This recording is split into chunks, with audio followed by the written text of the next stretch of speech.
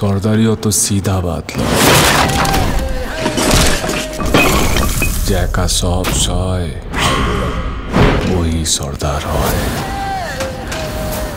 বেশ কয়েক বছর ধরেই কলকাতার বাংলা সিনেমা হলগুলো মুখ থুবড়ে পড়েছে। বাংলা অ্যাকশন ছবি সেইভাবে হিট হচ্ছে না, আর সেই তালিকায় রয়েছে স্বয়ং জিৎ। বাংলা ছবিকে বাঁচিয়ে রেখেছে একমাত্র আর্ট ফিল্ম, আর সেটা দেব হোক বা প্রসেনজিৎ চট্টোপাধ্যায়।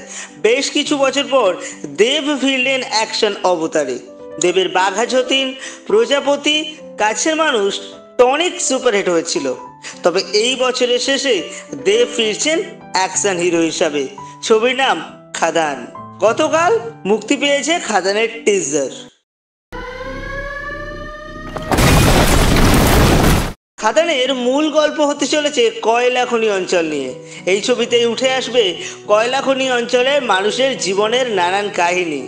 এই ছবিতে আবারও একসঙ্গে ফিরছেন দেব, যিশু সেনগুপ্ত।